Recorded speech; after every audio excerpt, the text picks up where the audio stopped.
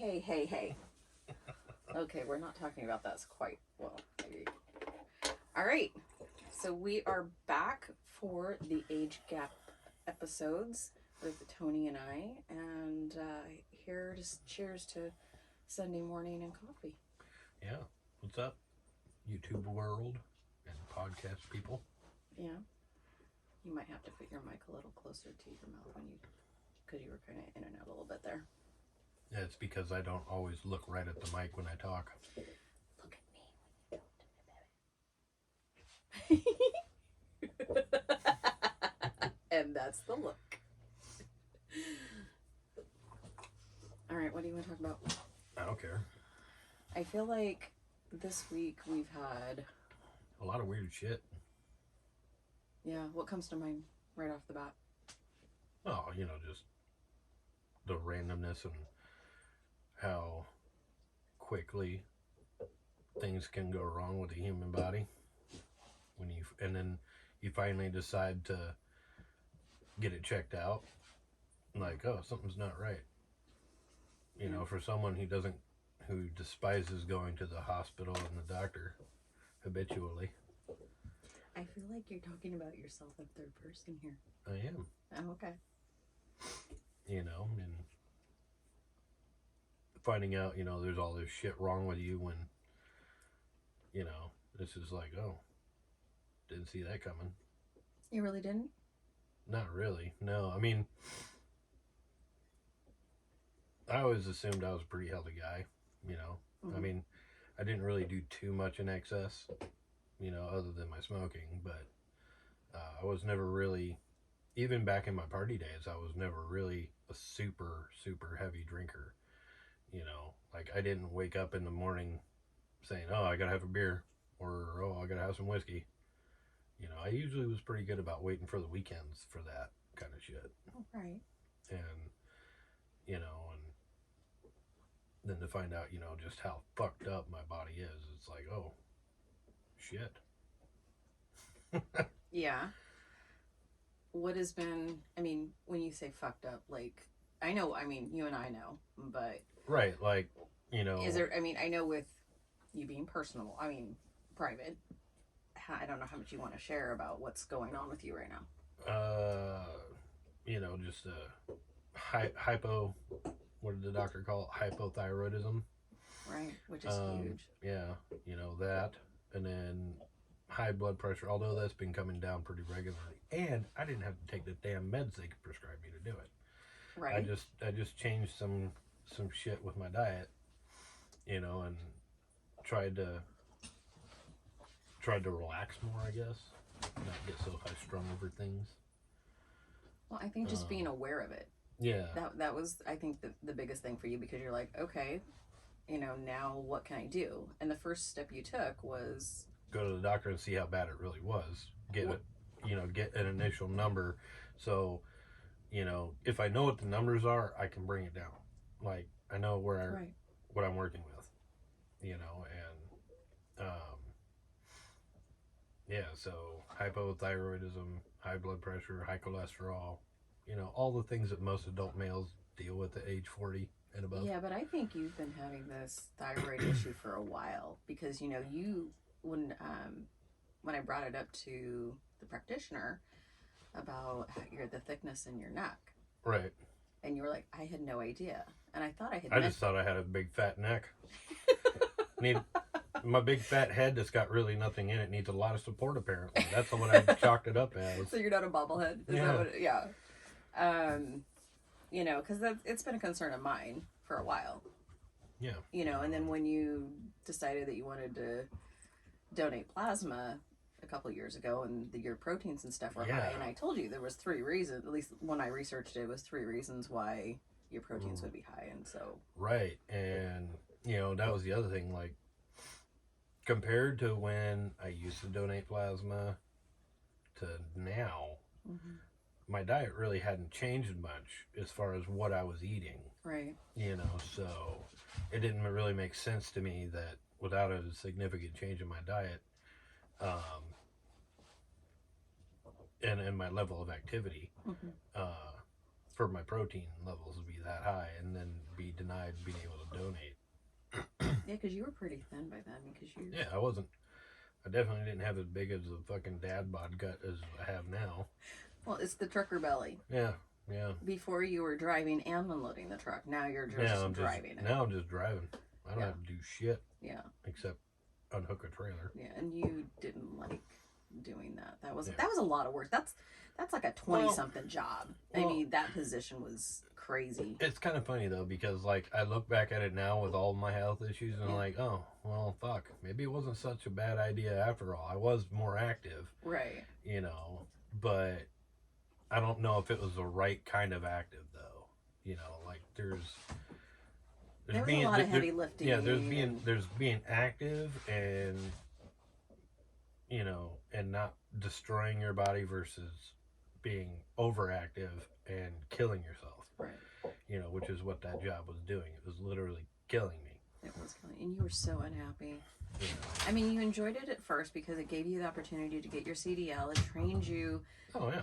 On all of that, but as far as you coming home, you were like, I mean, we talked so many times and you're like, I just can't do this anymore. Yeah. And I'm like, well, let's look at other options. Like, what do you want to do? Right. You know, I mean, I don't regret going there and working there. I mean, for the most part, they are a good company. Right. You know, and you know, and for those of you who want to know what company I'm talking about, I'm not going to say because I'm not going to put them out on blast on the internet like that. Mm-hmm.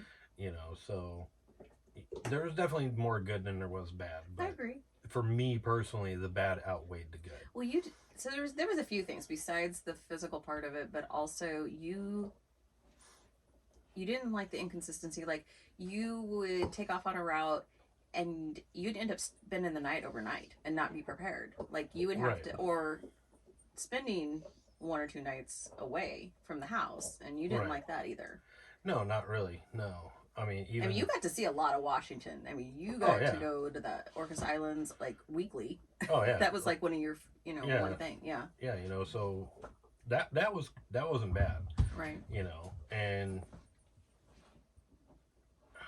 as far as inconsistency, it wasn't so much about me as it was the customers. Correct. You know, they had to keep getting used to a different driver every few weeks, you know, and they never knew when you were going to show up. Yeah. And missing ferries. Yeah, missing the ferry. Where are you going to spend the night? Being delayed because, you know, Washington State ferry service is so reliable. Well, yeah, let's not dive into that. That's a whole... We could spend so much time on the whole transportation thing, but... no, I think let's circle back to the health stuff because we signed you up for your health insurance and you're like, I don't know which one to get. And I go, well, you're now in the next chapter of your life. Yep. And this is the time where all of those shit starts happening. You know, all those, you know, you realize how hard you are on your body. Like I had the most surgeries in my life in my 40s. Yeah. It was like, just as soon as you turn 40 and it's like boom, boom, boom, all this, stuff. And yeah, for me, it was weird because, again, I just didn't think I was that unhealthy other than, you know, the smoking that I do was what I thought for the longest time was probably the most dangerous thing I'm doing to my body. Mm-hmm.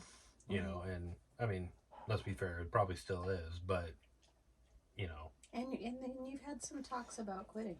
And yeah, I mean, and it's definitely something I want to do. It's convincing my brain that because what I want is what I want, and you know, but there's so many different aspects and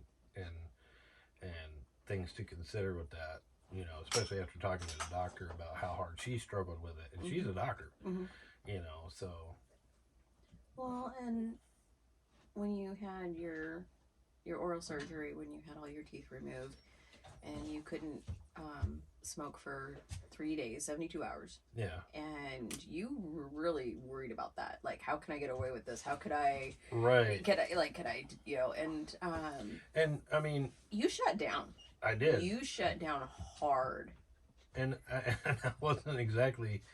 You know, I didn't exactly stick to the dentist's recommendation either. You know, like, do not smoke. You know, I still snuck one in during that 72 hours.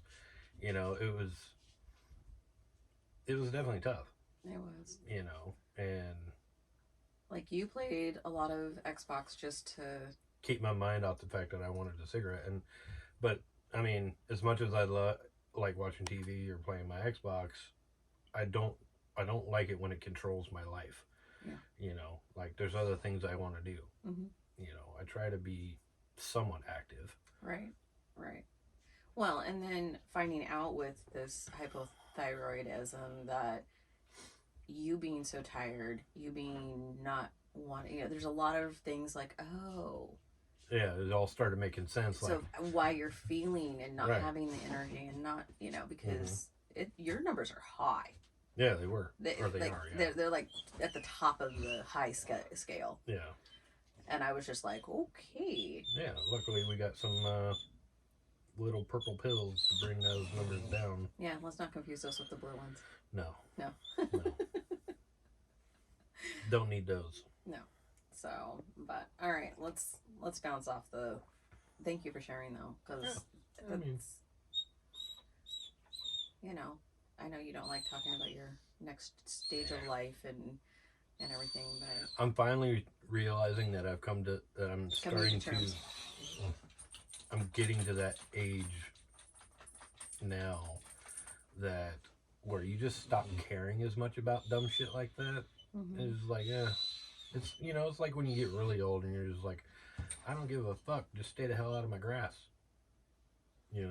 Going 25 miles an hour on the freeway because you just don't give a shit what other people want or think. Like, fuck them. Yeah. I've lived a long time. They can wait. Right. Oh, I know. I deal with that with my residents all the time. But so. What else did we tackle? You said it was a weird week for you. What did you struggle with this week? It wasn't so much of a struggle as it was. It was just. It wasn't my normal week.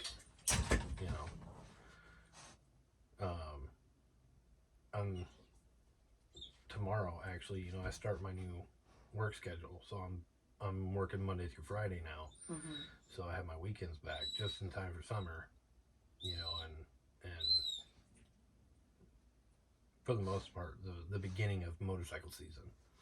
Yeah, it was rough for you last year. So dealing with that and having to learn patience in a short amount of time to train someone to take over my previous schedule, can be, it was a little nerve-wracking, because you want to train a person to do the best that they can and also show them some tips and tricks that you've learned from doing it. Mm-hmm. And learning how to balance that out, but also taking into consideration they're their own person. They don't do everything the way you would. And it's like that saying, there's more than one way to skin a cat.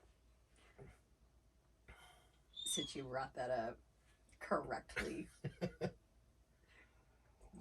that word set me off. That was a trigger word for me when we were talking about building the outhouse. Oh yeah.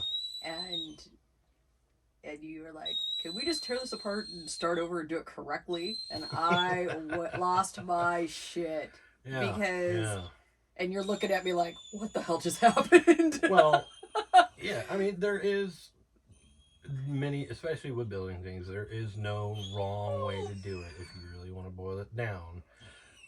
But at the same time, there is a certain standard in which is used to construct things. Correct. But and to adapt that standard to fit the need of what you're trying to do, and especially if it's on a budget, mm-hmm. Is one thing. Mm-hmm. But to deliberately cut corners just to get it up quickly isn't the right answer. I'm not saying that that's what you did, because you did. It's pretty sturdy out there. And it's not even done. I mean, yeah, there's pieces that I still have to add to it. But so I'm going to backtrack a little bit. So we have the property, our front field, on hip camp, and people don't know. A lot of people don't know what hip camp is, but that's for it's like Airbnb but for campers. So you can car camp, van, camp, RV, like whatever. And so if you have a piece of just a yard, if you want, or a driveway that, you know, and so we have all that that front field, and so we had somebody that had signed up, and I was like, well, let's get an outhouse put up, but also because we needed it for like parties and the shop and so we're not getting a bunch of people right making a line from our one bathroom, right. You know, well, all the way outside. Yeah, because you know our stuff is old. We were trying to, but so and we were trying to. I'm trying to use all the spare wood that we have accumulated or found on the property. Zach. Well, Zach's part of it, but a lot of it came out of the horse stalls from your grandfather. Yeah. You know, like so we've only had to buy the screws. Yeah, like really. we've used the pallet. We didn't even have to buy the pallet. The pallets are free. Yeah. But and so I was trying to get it done, and when you came out, and because I needed some help, and you got frustrated, and we're like, hey, let's right do because I think the part that frustrated me the most is you had a set of plans in your head that you were going off of. Right, and I didn't share. Absolutely no idea what direction you were trying to go, where, like, I knew nothing. So you're trying to explain to me what you want, and I'm like, okay, you can tell me till you're blue in the face, but unless I can visually see what you're trying to achieve, I'm not going to get there. I'm sorry. I'm not built that way. Right. No, you're a visual person. Yeah. And so, I think that's what I said to you was because you said the trigger word. And again, that was a trigger from something else, like, and I said, and that's why I explained to you. I was like, there are more ways than one way to do this. And you don't know what videos, what plans, what I have looked at and what I'm basing this off of.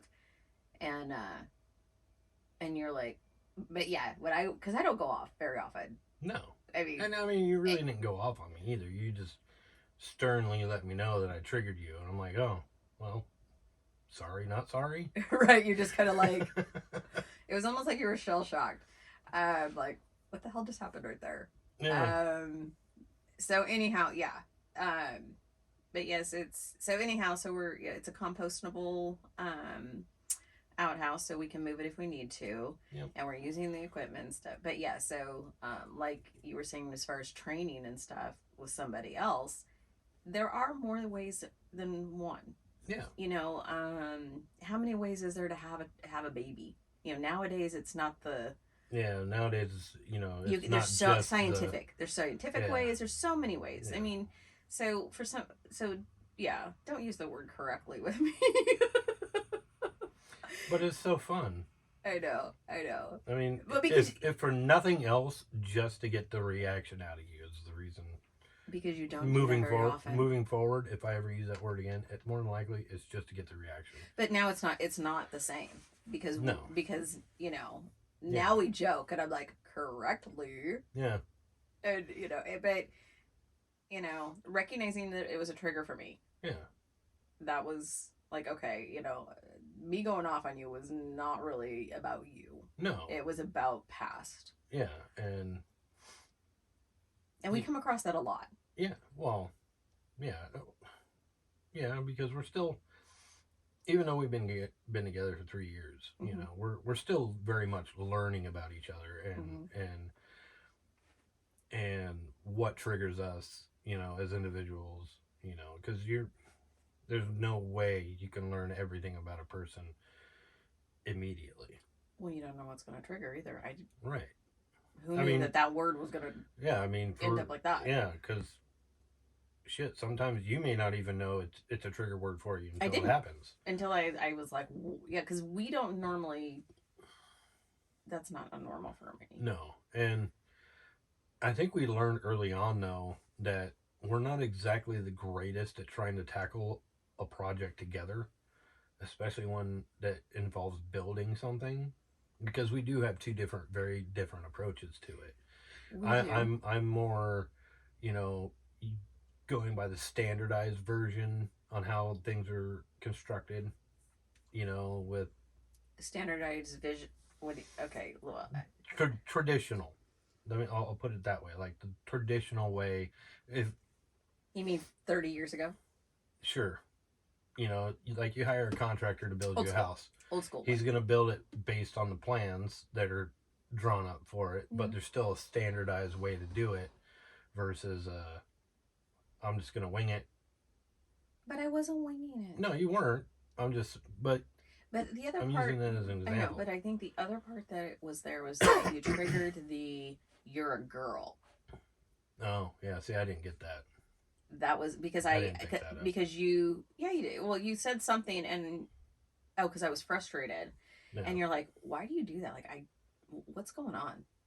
And I'm like, "You're a guy. I'm a girl. It's totally different. Like the expectations, Right. you know, because we still in some areas stereotype or like girls riding motorcycles or girls being welders, females being in the trades. Right. And we have to prove ourselves beyond when a dude just shows up and, oh, you're a guy, you must know how to do this. It's like you look at a female, oh, you have a baby, you should know how to be a mother. No, that shit's not. And so that's kind of where I went off on that too. So it was two things, But I think it was also, you're like, babe, are you tired? Have you eaten? Yeah. Yeah, I went through the checklist. You went through the checklist, and I was failing in all of it. Yeah. You're like, you were tired, you hadn't eaten, and it's been a while since, we had some adult fun time. So,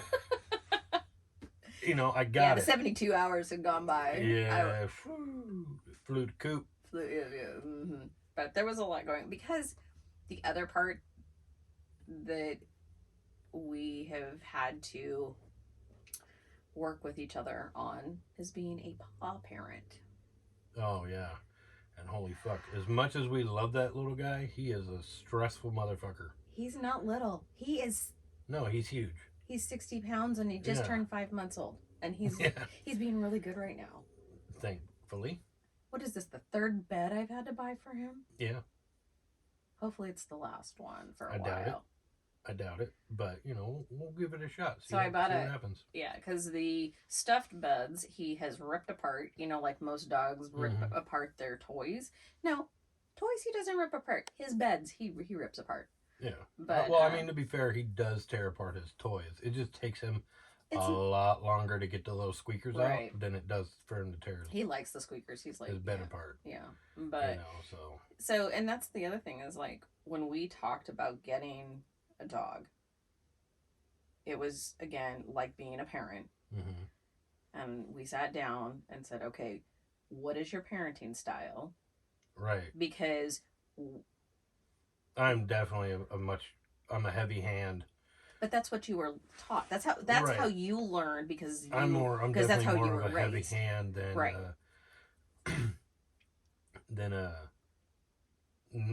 I'm more heavy-handed than I am nurturing. Right. So. But again, because most people parent the way they were parented. Right. Or does that make sense? Yeah, that makes sense. So for me, at a very young age, I'm again a girl. It's the babysitting, it's all that role, that stereotype. Well, because my parents were teenagers when they had me, and I wanted to be better parents than they did. I wanted more education because my whole family on both sides raised me. It literally took a village. Like all of my extended family had a hand in raising me, and so I wanted to be a better parent than my parents. So I got education. I became a nanny. I really immersed myself into how to be a better parent and different styles. Again, it's not. So, didn't you go to like Denmark or something to be a nanny? Denmark was my summer break between my 2 years of nannying. Oh, okay. But yes, I went to Denmark for a summer. Oh, okay. And let me tell you, that was the best. Oh, I'm sure. I was just curious. So that's why. How does that work? Because I know, like Europeans when they come be a nanny somewhere else, au pairs. Would that still qualify you as an au pair? I was not an au pair because the company that I went through at the first year was an au pair company, and so they had Americans and Europeans. Right. Because over there they do say au pairs and not nanny, or it just depends on who you're speaking to. And I really gravitated to the European nannies / au pairs. Actually, they're probably gonna watch this. So because I still a couple years back, I reconnected with some of my nanny friends. Yeah. And there's 2 Danish and 1 Dutch. So Anna and Lisbeth and Yvonne. Yvonne's from Holland. Mm-hmm. So I used to hang out with all of the Europeans, and then when my family asked me to, after my first year, come back to watch the kids again, I said, well, I want to travel. And they're like, well, if we pay for your airfare, for the, and round trip airfare, will you come back in the fall? I'm like, yeah. Shit, yeah. Because my friend Anne was moving back to, I have to say, Inu. I have to, and so she was getting ready to be done with her stint, so she was flying back. So I got a ticket when she went. Was supposed to go back, and I went and spent some time with her, and that's a whole different podcast and story, and maybe I can get those girls on a live. But anyways, a few years back, they actually found me because I came back. I popped back onto Facebook. Yeah. And they looked up my maiden name, and Lisbeth found me first on Instagram, and I'm like, is this my Lisbeth? No way. No way. And it just was so, I love that, we've known each other for 23 years? Damn. I'm trying to think, because I was 20. Yeah. I was 20 when I went to Denmark. And it was like, ooh, it was a whole different experience. Like, that's a whole different podcast. It was great. But yes, thank you for bringing that up. So, but where were we originally? How did we go from what we were talking about? Because we were talking about PawParents and nanny education, and me being a nanny and all of that. Right. Gotcha. And so anyway, so we'll circle back to the PawParents. So we sat down and we talked about our parenting styles, knowing where your parenting style is and where my parenting style is. And I said, no, we are not going to line up, because we talked about like the dog in the bed, the dog out of the bed, or the dog in the house, out of the house. Like, we were not on the same page. Yeah, there was a lot of things we were not going to be on the same pages about. Like, I very much was like, I was okay with the dog being on the bed. You were at first were like, absolutely fucking not. Now I don't have a freaking choice. Yeah. He makes his own choices. Yeah, now he's tall enough and smart enough, that he's so smart. He climbs up on the bed when we're already asleep. Yeah. We'll wake up and he's taking over the entire middle. Yeah. And it's like, seriously, dude, get the hell off. Yeah. Like, your bed's down there. Go down there. Yeah, your bed's, exactly. But so yeah, we didn't line up, and we decided not to get a dog. Yeah, for a long time. And even we had this conversation before Christmas when he was posted on Facebook, and I was like, you were in the bathroom or something. I go, babe, we have a problem. Yeah. And you go, what? And I showed you the Facebook post, and you go, I don't see the problem. Are we getting 1 or 2? Yep, pretty much. And then I was like, no. We talked ourselves out of it, or I talked myself out of it again. And then like, it got down to the point where we almost lost out completely, because the puppies were starting to, disappear. Yeah. And that's when we were just like, you know what, fuck it. You only live once. Let's get a dog. Well, we had finally gotten all of the floors finally done in the house. And that was the other thing, is so besides us being busy and motorcyclists, but the house wasn't ready. Yeah. There was so much going on. I'm like, no, we just can't. Right. This isn't going to work. And then trying to there was just a lot of conversation. We had so much conversation about having a dog. Yeah. Oh, yeah. Even after we decided we were going to get one, all the way up until when even on the drive down there, I think we almost talked ourselves out of it a couple times. No, it was on the way down there. It was don't let me get 2. Yeah, Yeah, it was like, because we had that discussion. Like, that's my dog. It's gonna be my dog, and so yeah, and then but at the same time, now, I had it in my mind. I was like, well, I mean, if we got to, it wouldn't be the end of the world, kind of attitude, and when you go to meet your potential pet, you know, there's no telling really on how you're gonna feel until you actually get there. really, you were like, Oh no, I was all about it. I'm just saying in general, like oh, okay, sometimes you yeah. you don't know what your reaction is gonna be until you get there, you know. And so when it come to like only taking one, I didn't want to totally like make up my mind like, well, maybe we'll get to it anyway. Right.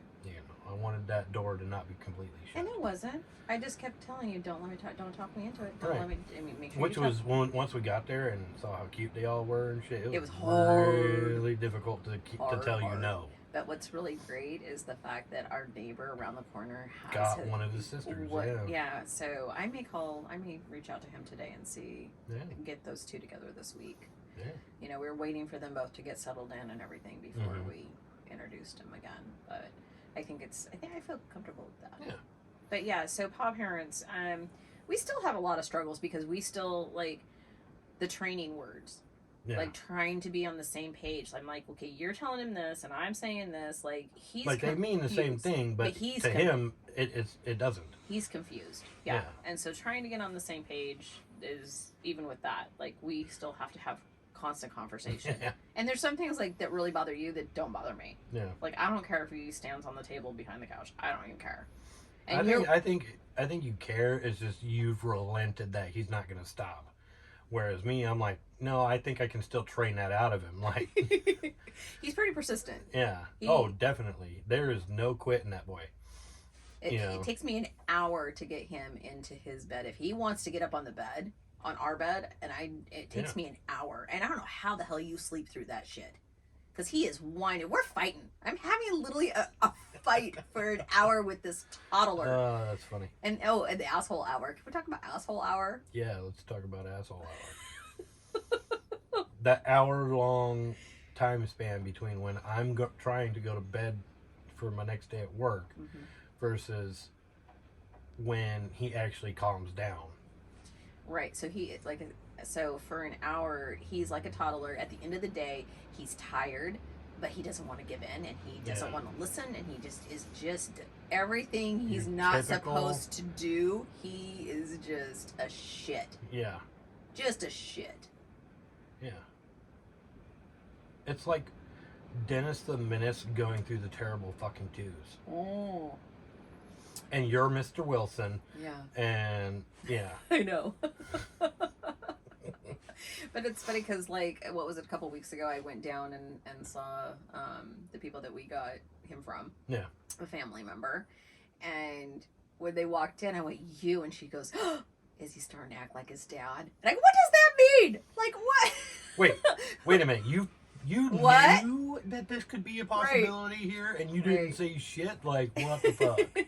I know. My cousin Andrews goes, do you still like hounds? I'm like, yes, I still like hounds. Oh, yeah. He's still a great dog. No, I still love him. Wouldn't trade him for anything. For puppy-wise, though, he's actually not that bad. He really isn't. Because, I mean, when he starts chewing on something, we can redirect him. Yeah. So... Yeah, well, he's to me, there's no such thing as a bad dog. It doesn't matter what they do. There's no such thing as a bad dog. I love seeing you with him because you just have this genuine love for him. Well, yeah, I mean, I love dogs. But that's not the side that a lot of people see of him. No. Some, depending on when they show up or when they pay attention, I could be yelling at them. Oh, yeah. Like a dad. Like and what you the do, and then what the bleep bleep bleep bleep bleep bleep, and and it's like, no, like he's fine, like he's not gonna get PTSD over this, so fucking relax and go worry about your own goddamn kids, before you tell me how to raise mine. Yeah, but there's been a couple of times where I'm like, hey, you yelling at him is triggers you, like Like at that point, yeah, it's not just about him. It's like the other people around me. You know, it's like, well, I mean, on one hand, I'm like, okay, well, I'm genuinely sorry. Like that wasn't my intent. But on the other hand, it's like, oh, this motherfucker needs to know. Yeah, and you're like, how do I be firm with him like, without affecting the other people in the room? Right. Like, how can I be sorry, not sorry about this, Right. and still get my point across? Right. You know. Right. Well, and I've researched, like, okay, we have all these tools, you know, different training tools. You know, how can we utilize those instead of the yelling? Right. Because I can't have the yelling. You see me, I'm like, yeah. And unfortunately, sometimes that's what I personally need. oh, I know. You know, it's your outlet. Like it's not meant to trigger anybody or anything. It's releasing my own aggression in a way that isn't destructive. Right. You know, it's a verbal aggression instead of physical aggression. And yeah, I mean, choosing that over the other, absolutely. Yeah, because several years ago, I wasn't very good at making that choice. It was verbal and physical destruction. You know, right? I think at one point in my life, I destroyed like 4 acoustic guitars in 3 months because of my aggression problem. You know, so. But you know, I'm really proud of you for recognizing that, and I really appreciate you when I do propose an alternative. I'm more receptive to it. I don't just totally dismiss it. Like, well, no, I'm going to do my own way. You know, if you don't like it, I'm sorry, not sorry. Right. You know, but again, there's more than one way to skin a cat. So right. There's no real wrong way to do things. Right. And I think me communicating how it affects me. Yeah. You know, and I appreciate that you take that into consideration, like that, you know, and you're like, I'm sorry, like that's not my intention, and I will be more aware of that. Yeah. You know, and so when I do just like I go, hey, and you're like, all right. Yeah, I got to get my goose fraba on a little bit. You know? So, yeah, no, I appreciate you with the growth, because you don't have to. That's a choice. Yeah. You don't have to just. I could be stuck in my ways, and you just have to deal with it or not deal with it. You know. Well, let's get real. We both still do that. Oh yeah. I don't think that'll ever change either. Like, there's going to be a lot of things that we'll still do our own way. If you don't like it, tough fucking But that's shit. who we are. It's not, and it's not about changing you, because that's not that. It's about educating and tools and thinking about the other person and being considerate. There's a difference between intentionally trying to change someone's behavior versus teaching them a way to grow out of said behavior on their own. That's really good. You know. Right. Yeah. So. Yeah, and you've done a lot of growth. I mean, you really have. Yeah. You know, but we're all always growing and learning. Yeah. You know. But I love that you're actually open to it, because I don't think you've always been. No, you were like. And again, you were hard-headed. Like, fuck that, I'm out. Well, it also comes down to the other person trying to be the teacher. Okay. You know, so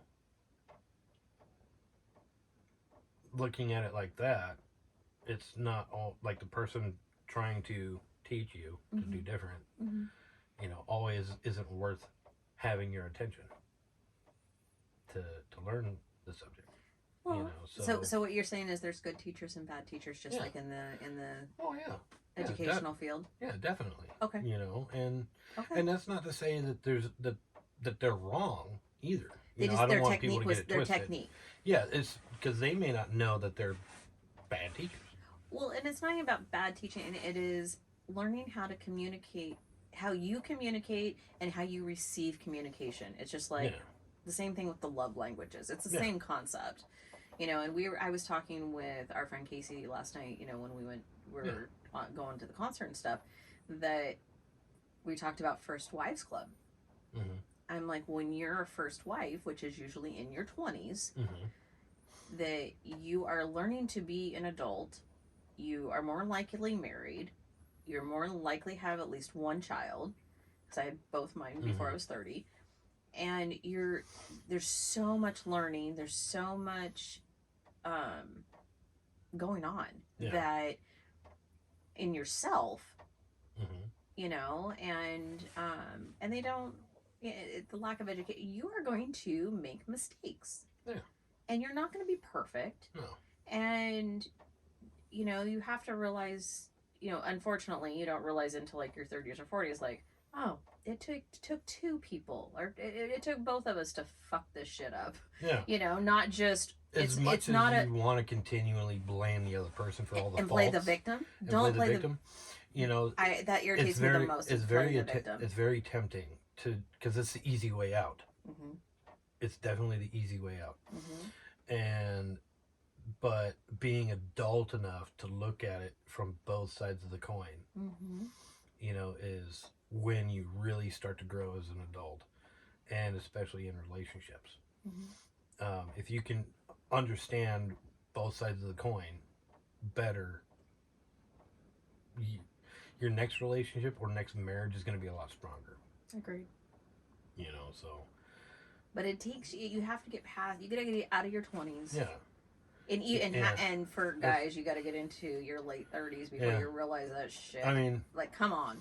I mean, I'm not knocking marriage. I don't ever intend to do it again. As far as officially, you know, with the government, don't need a piece of paper. What do you call me? My undocumented wife. It's like we're illegal aliens. Sometimes I feel that way. It's fucking great. It is good. You know, but I definitely don't recommend marriage to anybody in their 20s. I'm right there with you.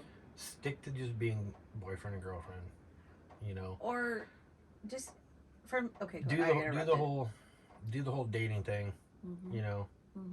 Get through several crappy relationships, you know, before and not just relationships. I mean, like almost marriage type relationships where you guys are really close. You may even be living together. You might have a child together or a couple children. You know, go through several of those, or a couple, not several. Several sounds like hoe, man whore, you know, whatever. But if it applies, y'all know what I mean. Like, get through a few of those before you finally decide to pull the trigger on signing a piece of paper. You know, because it is a contract. I think I think you guys will understand it better and have more appreciation for what that institution is.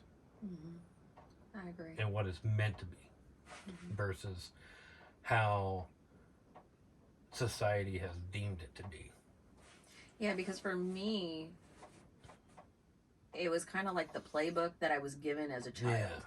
Like, you graduate high school, you go to college, or you get married and then you have kids. Like, it was just, this was the recipe for life. And that's not it anymore at all. No, it's not. Not at all. Things are so different now. And again, it's not standardized. It's changed. Yeah. It's different. Yeah. You know? It is. And sometimes it's for the better, sometimes it's for the worse. Yeah. It's up to each individual to figure that out on their own on where they sit with it. Yeah, exactly. But from my own personal experience, you know, it's definitely not something I would do over again. If I had the ability to go back and redo things, I would definitely do that differently. Yeah. The marriage part. Yeah. You know, I would have thought that through a little better. There was a lot going on with you still. Yeah. I mean, you had just come back from the war. You hadn't resolved any of that. Yeah, and there was a lot going on there. There was a lot going on, and it wasn't all of the other person's fault either, you know. I had a lot at fault as well, you know, so it just took a long time for us to realize, this is a better path. Yeah. You know, and it was still a rocky road, you know, to get through it all. But I think we're both better at it out of the outcome. Oh, absolutely. You know, at least I like to think so. You know, Yeah. that she's also done as much growth as I have. Yeah. So. Yeah. No. You definitely wish her well. I mean, Yeah. you know, she's raising your kids and Yeah. and everything, and that's a whole other subject. And I know Yeah. it's very sensitive, and We'll get to that in another time. Maybe we're gonna bypass that a little bit. But thank you for bringing that up. That's great. So, okay. Well, enough about the paw parents. He's spoiled, by the way. Very spoiled. Oh yeah. Very, very spoiled. The benefits of me being an empty nester, my kids being grown, and having the finances to, you know, he goes to every time you go to a pet store, come home with something new for him. Well, yeah, and he gets to go to the groomers. I remember the first time I said, "Hey, he's gonna go to the groomers," and you're like, "Why?" Yeah, like we'll just pay them ourselves. Like, yeah, I'm like, I don't want to fight with this dog. We have a fucking garden hose for a reason. Yeah, I'm like, nope.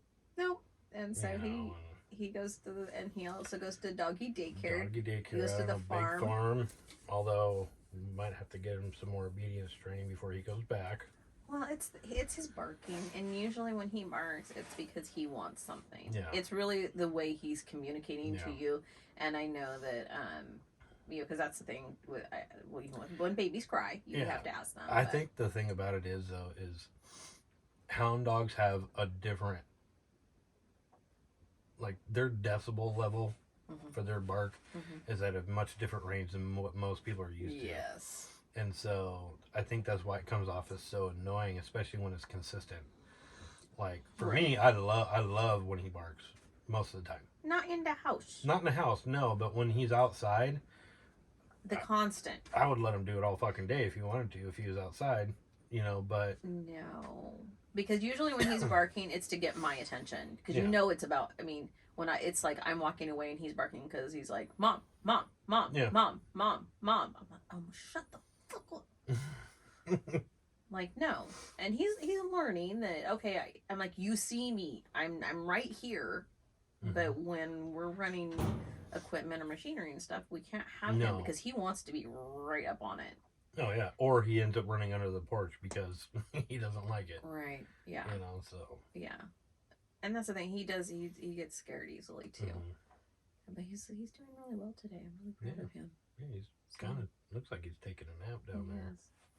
That's one thing when he comes back from doggy daycare. Oh, he's conked out. It's awesome. I can't even get him home. He's like, I can't get comfortable, dude. Yeah, no, it's so awesome when he comes home from doggy daycare because those are the days when I know I get to fully relax. Yeah. You know.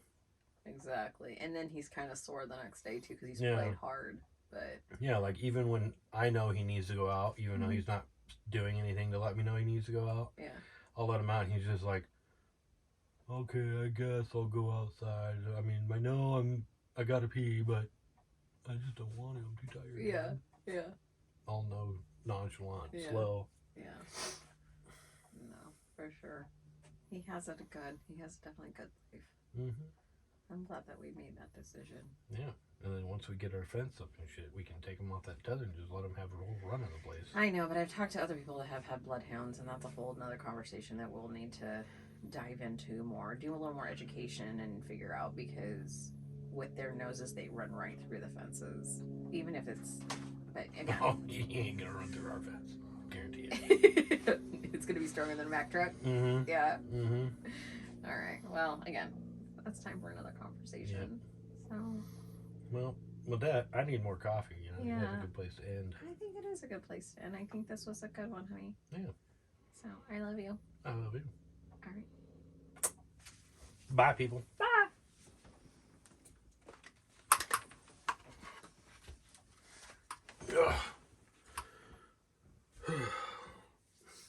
I really hope a booger didn't come out of my nose. I kept getting. I felt something like come up. And you're like trying not to. Like, okay, no. I hope it's not just hanging out in my beard. Hope it doesn't fall into your drink or anything. Nope, no boogers in there. Hey, buddy.